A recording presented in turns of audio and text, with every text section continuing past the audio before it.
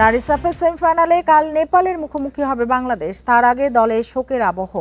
Defender শিউলির মায়ের মৃত্যুর খবরে অনুশীলন বাতিল হয়। ধাক্কা সামলে পরবর্তীতে বিশেষ সেশনে যোগ দেন শিউলি, যা বাকিদের জন্য প্রেরণার। গোয়ার জওহরলাল নেহরু স্টেডিয়ামে বাংলাদেশ নেপালের ম্যাচটি কাল বেলা 4:30টায় হবে। গ্রুপ পর্বের পারফরমেন্সে হতাশা, মাঠের বাইরে বিতর্ক, সাথে ডিফেন্ডার শিউলি আজিমের মায়ের মৃত্যুর খবর। সেমিফাইনালে নেপাল পরীক্ষার আগে মহাচাপে বাংলাদেশ দল।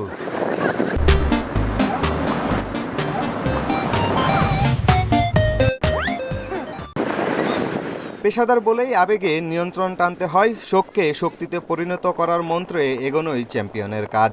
নকআউট ম্যাচের জন্য মাঠের অনুশীলন বাতিল হয়, কিন্তু ধাক্কা সামলে বিকেলে বিশেষ সেশনে যোগ দেন শিউলি।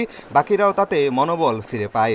সমুদ্র পাড়ে হালকা ওয়ার্ম আপের সঙ্গে ম্যাচ পরিকল্পনা নিয়ে আলোচনা করেন বাটলার। ভিডিও সেশনে গুরুত্ব দিয়েছেন কোচ। শিউলি অভিজ্ঞ ও গুরুত্বপূর্ণ সদস্য, তার পরিবারের জন্য ভালোবাসা ও প্রার্থনা। ম্যাচের আগে আমরা অনুশীলন করিনি, তবে এটা বড় প্রভাব ফেলবে না। এই পরিস্থিতি সামাল দিয়ে আমাদের ইতিবাচক মানসিকতায় শক্তি সঞ্চয় করতে হবে, যদিও কাজটা সহজ না। নেপাল টানা 2বার বাংলাদেশের কাছে হেরে রানার্স আপ হয়। এবার ওরা দারুণ খেলছে, 2 ম্যাচ জিতে গ্রুপ সেরা হয়ে এসেছে সেমিতে। দলের সবাই ফিট ও ছন্দে আছেন।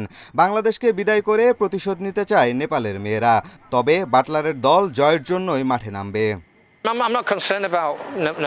নেপালকে নিয়ে খুব বেশি চিন্তিত নই। আমাদের খেলা আরও উন্নত করতে হবে, সেরা পারফরমেন্স দেখাতে হবে। পরিকল্পনা ঠিকঠাক করেছি, কাঙ্ক্ষিত ফলাফল অর্জন করতে আমরা আক্রমণাত্মক ফুটবল খেলব।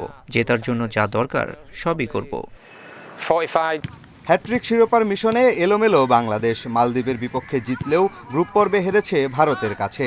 দলের মধ্যে বোঝাপড়ার ঘাটতি দেখা গেছে, তবে সেমিতে ঘুরে দাঁড়িয়ে নেপালকে হারানোর বিশ্বাস রাখছে লাল সবুজের মেয়েরা। পিয়াস সাহা, ইন্ডিপেন্ডেন্ট নিউজ।